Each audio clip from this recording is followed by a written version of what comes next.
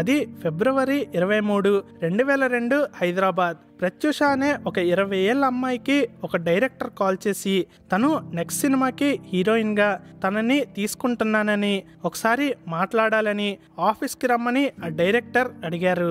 కానీ ప్రత్యూష ఆ డైరెక్టర్ దగ్గరికి ఎప్పటికీ వెళ్ళలేదు. కారణం తను ఆ ఫోన్ మాట్లాడిన కొంత సమయానికే సూసైడ్ చేసుకొని చనిపోయింది.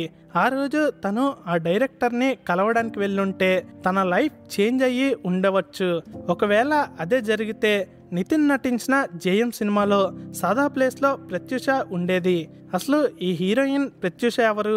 20 సంవత్సరాలకే సినిమా రంగంలో మంచి ఫామ్లో ఉన్న ప్రత్యూష సూసైడ్ ఎందుకు చేసుకుంది? అసలు నిజంగానే ప్రత్యూష సూసైడ్ చేసుకుందా, లేదా తన్నెవరైనా రేప్ చేసి చంపేశారా, పాడు చేసి చంపారు అనడానికి ప్రూఫ్స్ ఏమైనా ఉన్నాయా? ఇలాంటి ఎన్నో విషయాల్ని ఈరోజు వీడియోలో చెప్పబోతున్నాను. ఇంకా లేట్ చేయకుండా వీడియోని మొదలు పెడదాం. అది ఫిబ్రవరి 23, 2002. సమయం సాయంత్రం 4 గంటలయ్యింది. హైదరాబాద్లోని 20 సంవత్సరాల ప్రత్యూష తన తల్లి దగ్గరికి వెళ్ళి నేను బ్యూటీ పార్లర్కి వెళ్తున్నానని చెప్పింది. ఎందుకంటే ప్రత్యూష తర్వాత రోజు తన మొదటి కన్నడ సినిమాలో హీరోయిన్గా నటించబోతుంది. తర్వాత రోజు బెంగళూరులో షూట్ ఉండడంతో రెడీ అవ్వడానికి పార్లర్కి వెళ్ళింది. ప్రత్యూష మరియు తన అమ్మ ఇద్దరు సంతోషంగా ఉన్నారు. తనకి తోడుగా ప్రత్యూష వాళ్ళ అమ్మగారు తన కజిన్ని పంపించారు. టైం రాత్రి 7:30 అవుతుంది. పార్లర్కి వెళ్ళిన ప్రత్యూష ఇంకా తిరిగి ఇంటికి రాలేదు. అప్పుడు ప్రత్యూష వాళ్ళ అమ్మగారు తనకి కాల్ చేశారు. కానీ ప్రత్యూష ఫోన్ స్విచ్ ఆఫ్ వస్తుంది. టైం రాత్రి 8 గంటలవుతుంది. ప్రత్యూష వాళ్ళ అమ్మగారికి ఒక ఫోన్ కాల్ వచ్చింది. ఆ కాల్లో ఒక వ్యక్తి మీ అమ్మాయి హాస్పిటల్లో సీరియస్ కండిషన్లో ఉన్నారని, తనని అర్జెంటుగా హాస్పిటల్కి రమ్మని అడిగారు. అయితే ప్రత్యూష వాళ్ళ అమ్మగారైన సరోజిని గారు ఇదంతా ప్రాంక్ ఏమో అని అనుకున్నారు. కోపంతో ఫోన్ కట్ చేసేశారు. అలా ఎంత సమయం అవుతున్నా ప్రత్యూష మాత్రం ఇంటికి రావట్లేదు. అదే సమయంలో ఇంట్లో ఉన్న ల్యాండ్ లైన్కి ఒకరు ఫోన్ చేసి మీరు ప్రత్యూష వాళ్ళ అమ్మగారా అని అడిగారు. అప్పుడు సరోజిని గారు అవునని చెప్పడంతో ఫోన్కి అటువైపు ఉన్న వ్యక్తి మేము కేర్ హాస్పిటల్ నుంచి మాట్లాడుతున్నాము, మీ అమ్మాయి ఐసీయూలో ఉంది, కొంచెం త్వరగా రమ్మని చెప్పారు. అప్పుడు సరోజిని గారు హాస్పిటల్కి వెళ్ళి చూస్తే అక్కడ నిజంగానే ప్రత్యూష ఐసీయూలో చావు బ్రతుకుల మధ్య ఉంది. ఇప్పుడు మీ స్క్రీన్ పైన చూస్తున్నారు కదా, ఆ అమ్మాయి పేరే ప్రత్యూష. ఎక్కడో చూసినట్టుంది కదా. మోహన్ బాబు గారు నటించిన శ్రీ రాములయ్యలో ముత్యాలుగా, నాగార్జున గారు స్నేహం అంటే ఇదేరా సినిమాలో అమృతగా, ఉదయ్ కిరణ్ కలుసుకోవాలి అనే సినిమాలో మాధవిగా నటించారు. అంతేకాదు 4 నుంచి 5 తమిళ సినిమాల్లో కూడా నటించారు. అప్పటికి తన వయసు కేవలం 20 సంవత్సరాలు మాత్రమే. ఇప్పుడు మన మెయిన్ స్టోరీలోకి వచ్చేద్దాం. సరోజిని గారు డాక్టర్ దగ్గరికి వెళ్ళి ఏం జరిగిందో అడిగారు. అప్పుడు తనకి ప్రత్యూష విషం తీసుకుందని తెలిసింది. ఇంకొంచెం డీటెయిల్గా అడిగితే తనకి ఒక విషయం తెలిసింది. ప్రత్యూష మరియు తన బాయ్ ఫ్రెండ్ అయిన సిద్ధార్థ్ రెడ్డి కలిసి చనిపోవాలని అనుకున్నారు. దానికోసం వాళ్ళు విషం తీసుకున్నారని తెలిసింది. అదే హాస్పిటల్లో ఐసీయూ రూమ్ పక్కన సిద్ధార్థ్ రెడ్డికి ట్రీట్మెంట్ జరుగుతుంది. ఒకరోజు సమయం గడిచింది. టైం రాత్రి 10:30. ఆ సమయంలో ఒక నర్స్ సరోజిని గారి దగ్గరికి వచ్చి ప్రత్యూష ఒంటి మీద ఉన్న వస్తువులని తన తల్లికి ఇచ్చి పేషెంట్కి చేంజ్ చేయడానికి ఏమైనా డ్రెస్ తెచ్చారా అని అడిగింది. అలా రాత్రి 11:30 సమయంలో ప్రత్యూష వాళ్ళ అమ్మగారు డ్రెస్ని ఇంటి నుంచి తీసుకొని తెచ్చి ఇచ్చారు. తనకి తన కూతుర్ని చూడాలని అనిపిస్తుంది, కానీ డాక్టర్స్ తనని చూడడానికి ఎలా చెయ్యట్లేదు. అలా కేవలం ఐసీయూ డోర్ బయట నుంచి చూస్తున్నారు. కానీ ప్రత్యూష బాయ్ ఫ్రెండ్కి మాత్రం విఐపి ట్రీట్మెంట్ చేస్తున్నారు. డాక్టర్స్ మరియు నర్సెస్ సిద్ధార్థ్ రెడ్డికి తీసుకున్న కేర్ ప్రత్యూషకి తీసుకోవట్లేదు. సర్లే వాళ్ళు డబ్బు ఉన్న వాళ్ళు కదా అని ఎలా అయినా జరుగుతుందని తన కూతురు బ్రతికితే చాలని సరోజిని గారు అనుకున్నారు. కానీ డ్రెస్ ఇచ్చిన 10 నిమిషాల తర్వాత డాక్టర్స్ ప్రత్యూష చనిపోయిందని చెప్పారు. కేవలం ఒక్క రోజులోనే మొత్తం జరిగిపోయింది. ఏం జరిగిందో తెలుసుకునే లోపల ప్రత్యూష చనిపోయింది. అప్పుడు పోలీసులు ప్రత్యూష బాడీని అటాప్సీ కోసం పంపించారు. అటాప్సీ చేయడం వల్ల ఒక వ్యక్తి ఎందుకు చనిపోయారు అనే విషయం తెలుస్తుంది. అలా పోలీసులు సిద్ధార్థ్ రెడ్డిని ఇన్వెస్టిగేట్ చేయడం కూడా మొదలుపెట్టారు. ప్రత్యూష చనిపోయిందని తెలిసింది. సిద్ధార్థ్ రెడ్డి బాధతో ఏడుస్తూ అసలు వాళ్ళ విషం తీసుకోవడానికి కారణం ఏమిటో చెప్పడం మొదలుపెట్టాడు. ప్రత్యూష చిన్న వయసులోనే వాళ్ళ నాన్నగారు చనిపోయారు. ప్రత్యూషకి ఒక తమ్ముడు కూడా ఉన్నాడు. తల్లి సరోజిని ఒక టీచర్ అవ్వడంతో తన ఇద్దరు పిల్లలకి మంచి చదువు చెప్పించారు. అలా ప్రత్యూష 11th స్టాండర్డ్ చదువుతున్నప్పుడు సిద్ధార్థ్ పరిచయం అయ్యాడు. అలా వాళ్ళిద్దరి మధ్య ప్రేమ ఏర్పడింది. ఇంటర్ తర్వాత సిద్ధార్థ్ ఇంజనీరింగ్ జాయిన్ అయ్యాడు. ప్రత్యూష హోటల్ మేనేజ్మెంట్ జాయిన్ అయ్యింది. అయితే ప్రత్యూష హాస్టల్లో ఉంటూ చదువుకునేది. అలా చదువుకుంటున్న సమయంలో జెమినీ టీవీలో స్టార్ 2000 అనే ప్రోగ్రాం వచ్చింది. ఈ ప్రోగ్రాం ఒక ఆడిషన్ లాంటిది. అయితే హాస్టల్లో ఉండే చాలా అమ్మాయిలు వాళ్ళ ఫోటోలని ఆడిషన్కి పంపించారు. అలా ప్రత్యూష కూడా తన ఫోటోని పంపించింది. అయితే అనుకోకుండా ప్రత్యూషకి ఆ షోలో పాల్గొనే అవకాశం వచ్చింది. అంతేకాదు మిస్ లవ్లీ స్మైల్ అనే బిరుదు కూడా వచ్చింది. దాంతో ప్రత్యూషకి సినిమాల్లో అవకాశం వచ్చింది. అలా చదువుకుంటూ యాక్టింగ్ చేసేది. అప్పుడే సిద్ధార్థ విషయం తన తల్లి సరోజినికి తెలిసింది. అప్పుడు సరోజిని వాళ్ళది బాగా పెద్ద కుటుంబం అని, మనకి సెట్ కాదని చెప్పారు. కానీ ప్రత్యూష వినలేదు. కొన్ని రోజులకి సరోజిని గారు కూడా ఒప్పుకున్నారు. అయితే ముందు బాగా చదువుకొని కెరియర్ మీద ఫోకస్ చేయమని చెప్పారు. ఇంకోవైపు సిద్ధార్థ్ రెడ్డి వాళ్ళ పేరెంట్స్ ఏమో సినిమాలో నటించే అమ్మాయిని కోడలుగా చేసుకోవడానికి ఒప్పుకోలేదు.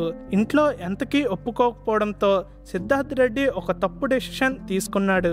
అదే విషం తీసుకొని చనిపోవాలని అనుకున్నాడు. అది ఫిబ్రవరి 23. సిద్ధార్థ్ షాప్కి వెళ్ళి ఒక కోక్ బాటిల్ మరియు కొంచెం విషం తీసుకున్నాడు. అలా ప్రత్యూష దగ్గరికి వెళ్ళి తనతో పర్సనల్గా మాట్లాడాలని చెప్పాడు. అప్పుడు ప్రత్యూష తన కజిన్తో 10 నిమిషాల్లో వస్తానని చెప్పి సిద్ధార్థ్ రెడ్డితో వెళ్ళింది. అలా కార్లో వెళ్తున్నప్పుడు డైరెక్టర్ తేజ గారు జేఎం సినిమాలో హీరోయిన్ కోసం ప్రత్యూషకి ఫోన్ చేసి ఆఫీస్కి రమ్మన్నారు. కానీ ప్రత్యూష వెళ్ళలేకపోయింది. సిద్ధార్థ్ ఎవరూ లేని దగ్గరికి ప్రత్యూషని తీసుకొని వెళ్ళాడు. అక్కడ సిద్ధార్థ్ ప్రత్యూషతో తన పేరెంట్స్ వాళ్ళ పెళ్లికి ఒప్పుకోవట్లేదని ప్రత్యూషకి చెప్పి 2 గ్లాసెస్లో కోక్తో పాటు విషం కలిపి ఒకటి ప్రత్యూషకిచ్చి ఇంకోటి తను తీసుకున్నాడు. ఇదంతా ఏమిటి అని అడిగితే మన పెళ్లికి ఇంట్లో వాళ్ళు ఒప్పుకోవట్లేదు, నువ్వు లేకుండా నేను ఉండలేనని ఏడుస్తూ సిద్ధార్థ్ రెడ్డి చెప్పాడు. సిద్ధార్థ్ ఎమోషనల్గా మాట్లాడడంతో ప్రత్యూష కళ్ళు మూసుకొని సిద్ధార్థ్ ఇచ్చిన పాయిజన్ని తాగేసింది. ఇప్పుడు సిద్ధార్థ్ తాగవలసిన సమయం వచ్చింది. ఒక సిప్ తాగగానే సిద్ధార్థ్ని ఎవరో ఆపేశారు. అది ఇంకెవరో కాదు, సిద్ధార్థ్లో ఉండే పిరికితనం.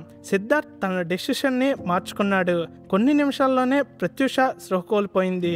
అప్పుడు సిద్ధార్థ్ వెంటనే కార్లో ప్రత్యూషని హాస్పిటల్కి తీసుకొని వెళ్ళాడు. ఇదంతా సిద్ధార్థ్ పోలీసుల ఇన్వెస్టిగేషన్లో చెప్పిన విషయం. అయితే పోలీసులు ఎవరేం చెప్పినా నమ్మరు. వాళ్ళకి ఎవిడెన్స్ కావాలి. ఐ విట్నెస్గా ఎవరూ లేరు. అది 2002 సంవత్సరం. సీసీ కెమెరాలు కూడా పెద్దగా లేవు. కానీ పోలీసులు సిద్ధార్థ్ కాల్ రికార్డింగ్స్ని విన్నారు. ఆ రోజు ఉదయం సిద్ధార్థ్ వాళ్ళ అమ్మగారితో ప్రత్యూషతో పెళ్లికి ఒప్పుకోమని సీరియస్గా మాట్లాడాడు. ఇంకా పోలీసులు సిద్ధార్థ్ మాటలని నమ్మారు. సూసైడ్ చేసుకోవడం లేదా ఇంకో వ్యక్తిని సూసైడ్ చేసుకునేలా ప్రేరేపించడం చట్టపరంగా అన్యాయం. అందువలన పోలీసులు సిద్ధార్థ్ మీద 3 కేసుల్ని పెట్టారు. 2004లో కోర్టు సిద్ధార్థ్కి 7 సంవత్సరాల జైలు శిక్షని విధించింది. ఇంతటితో కేసు క్లోజ్ అయిందని అనుకుంటున్నారా? లేదు, ఇక్కడి నుంచే అసలు స్టోరీ మొదలైంది. ప్రత్యూష వాళ్ళ అమ్మగారు సిద్ధార్థ్కి ఈ శిక్ష సరిపోదు, జీవితకాలం శిక్ష వేయాలని చెప్పారు. దానికి కారణం ప్రత్యూష అటాప్సీ రిపోర్ట్. ఎప్పుడైతే అటాప్సీ రిపోర్ట్ వచ్చిందో కేసు మలుపు తిరిగింది. అటాప్సీ రిపోర్ట్లో ఏముందంటే ప్రత్యూష చావుకి స్ట్రాంగులేషన్ కారణమని చెప్పారు. అసలు స్ట్రాంగులేషన్ అంటే ఏంటో చూద్దాం. సింపుల్ గా చెప్పాలంటే ఒక వ్యక్తి యొక్క గొంతును గట్టిగా పట్టుకొని తనకి ఊపిరి ఆడకుండా చెయ్యడం. అయితే అటాప్సీ రిపోర్ట్ ప్రకారం ఎవరో తన ఎడమ చేతితో ప్రత్యూష గొంతు నొక్కడంతో ప్రత్యూష ఊపిరాడక చనిపోయిందని అందులో ఉంది. ఈ విషయం గమనించిన సరోజిని డాక్టర్ని ఎక్స్ప్లెనేషన్ అడిగితే ప్రత్యూష ప్రత్యూష తాగిన పాయిజన్ని బయటికి తీసుకొని రావడానికి ప్రత్యూష మెడ దగ్గర క్లిప్స్ పెట్టామని, ప్రత్యూష మెడ మీద ఉన్న మార్క్స్ ఆ క్లిప్స్ అని చెప్పారు. అయితే నాకు డాక్టర్స్ ఇలా నిజంగా చేస్తారో లేదో తెలియదు. ఒకవేళ మీలో ఎవరికైనా ఐడియా ఉంటే కింద కామెంట్ సెక్షన్లో కామెంట్ చేయండి. ఇంకా ఈ క్లిప్స్ గురించి చెప్పగానే సరోజిని గారికి డౌట్ వచ్చింది. అయితే క్లిప్స్ పెడితే మెడ రెండు వైపులా సేమ్ మార్క్స్ ఉండాలి, కానీ ఒకవైపు 4 మార్క్స్ ఉంటే ఇంకోవైపు కేవలం 1 మార్క్ మాత్రమే ఉంది. అంతేకాదు ప్రత్యూష స్టమక్లో ఎలాంటి పాయిజన్ ట్రేసెస్ లేవు. ప్రత్యూష ఒక చెస్ట్, థైస్ అండ్ మెడ మీద మొత్తం 13 గోర్ల గుర్తులు ఉన్నాయి. ఇదంతా ఒక ఎత్తు అయితే ప్రత్యూష బాడీలో సీమన్ ట్రేసెస్ దొరికాయి. అంటే దాని అర్థం తన్నెవరో పాడు చేసి చంపేశారు. అది ఒక్కలే చేయలేదు. రిపోర్ట్స్ ప్రకారం 4 లేదా 5 మంది కలిసి ప్రత్యూషని చంపేశారు. అప్పుడే తనకి హాస్పిటల్లో జరిగిన విషయాలు గుర్తొచ్చాయి. సరోజినిని అసలు ప్రత్యూష దగ్గరికి వెళ్ళడానికి కూడా ఒప్పుకోలేదు. అంతేకాదు ఆ రోజు నర్స్ ప్రత్యూష డ్రెస్ మార్చింది. అయితే ప్రత్యూష విషం తాగినప్పుడు ఏ డ్రెస్ అయితే వేసుకుందో ఆ డ్రెస్ ని మాత్రం హాస్పిటల్ వాళ్ళు సరోజినికి ఇవ్వలేదు. అలా అన్ని విషయాల్ని కలిపి సరోజిని గారు ఏం జరిగి ఉంటుందో అని మీడియాకి చెప్పారు. ఎప్పుడైతే ప్రత్యూష సినిమాలలో బిజీ అయ్యిందో తను సిద్ధార్థ్తో ఎక్కువ టైం స్పెండ్ చేయడానికి కుదిరేది కాదు. అప్పుడు సిద్ధార్థ్కి ప్రత్యూష తనని వదిలేస్తాదేమో అని భయం పట్టుకుంది. అప్పుడు సిద్ధార్థ్ ఫ్రెండ్స్ ఏమో సినీ ఇండస్ట్రీలో హీరోయిన్ ఛాన్స్ రావడం అంటే చాలా కష్టం, కానీ ప్రత్యూషకి అంత సులువుగా ఎలా వచ్చిందని తన ఫ్రెండ్స్ లేనిపోని డౌట్స్ పెట్టారు. అప్పటి నుంచి సిద్ధార్థ్ ప్రత్యూషని ఒక హీరోయిన్ గా, ఒక తప్పు చేసిన మహిళగానే చూశాడు. వీడియోలో ముందుగా చెప్పినట్టు కోక్ మరియు విషాన్ని కొన్నాడు. కార్లో ప్రత్యూష మరియు సిద్ధార్థ్తో పాటు సిద్ధార్థ్ ఫ్రెండ్స్ కూడా ఉన్నారు. అయితే వాళ్ళందరూ ముందే ప్రత్యూషకి తెలుసు కాబట్టి ప్రత్యూష పెద్దగా భయపడలేదు. అయితే కార్ని సిద్ధార్థ్ గెస్ట్ హౌస్ కి తీసుకొని వెళ్ళాడు. అక్కడ ప్రత్యూషని వాళ్ళందరూ కలిసి పాడు చేశారు. ఎప్పుడైతే తన స్పృహ కోల్పోయిందో తన గొంతుని గట్టిగా పట్టుకొని తన నోట్లో విషాన్ని పోశారు. అనుమానం రాకూడదని సిద్ధార్థ్ ఒక 2 drops ఆఫ్ పాయిజన్ ని తన లిప్స్ మీద పెట్టుకున్నాడు. తన ఫ్రెండ్స్ అక్కడి నుంచి వెళ్ళిపోయాడు. అప్పుడు ముందుగా చెప్పినట్టు సిద్ధార్థ్ ప్రత్యూషని హాస్పిటల్లో జాయిన్ చేశాడు అని సరోజిని గారు తన పాయింట్ ఆఫ్ వ్యూని చెప్పారు. కేసుని రీఇన్వెస్టిగేషన్ చేయాలని కోర్టులో కేసు వేశారు. అప్పుడు సిబిఐ ఈ కేసుని ఇన్వెస్టిగేషన్ చేయడం మొదలుపెట్టింది. సిబిఐ ప్రత్యూషకి అటాప్సీ చేసిన డాక్టర్ని ఇన్వెస్టిగేట్ చేశారు. అప్పుడు ఆ డాక్టర్ తనకి అటాప్సీ చేసినప్పుడు తీసిన ఫొటోస్ని, నెగిటివ్స్ని పోలీసులకి ఇచ్చాడు. కానీ ఆ తర్వాత ఆ ఫొటోస్ ఏమైపోయాయో ఎవరికీ తెలియదు. అప్పుడు డాక్టర్ తప్పుడు రిపోర్ట్స్ రాశాడని, తను ఇచ్చిన అటాప్సీ రిపోర్ట్కి ప్రూఫ్స్ లేవని డాక్టర్ని సస్పెండ్ చేశారు. ఇంకోవైపు కోర్టు సిద్ధార్థ్కి 2 సంవత్సరాల జైలు శిక్షని తగ్గించింది. అలా 5 సంవత్సరాల తర్వాత సిద్ధార్థ్ బయటికి వచ్చాడు. సిద్ధార్థ్ అమెరికా వెళ్ళిపోయాడు. అటాప్సీ రిపోర్ట్ ఇచ్చిన డాక్టర్ ప్రాణాలతో లేడు. ఆగస్ట్ 2009లో బస్ యాక్సిడెంట్లో ఆ డాక్టర్ చనిపోయారు. తన కూతురికి ఏం జరిగిందో తెలుసుకోవాలని గత 22 సంవత్సరాలుగా ఒక తల్లి పోరాడుతుంది. సరోజిని గారు చెప్పిన దాని ప్రకారం ప్రత్యూష చాలా ధైర్యమైన అమ్మాయి అని, తండ్రి లేకపోయినా తనే తల్లిని బాగా చూసుకునేదంట. So that's all for today guys. దీని మీద మీ అభిప్రాయం ఏంటో కింద కామెంట్ సెక్షన్లో కామెంట్ చేయండి. ఛానల్ ఒక కంటెంట్ నచ్చితేనే ఛానల్ని సబ్స్క్రైబ్ చేసుకోండి.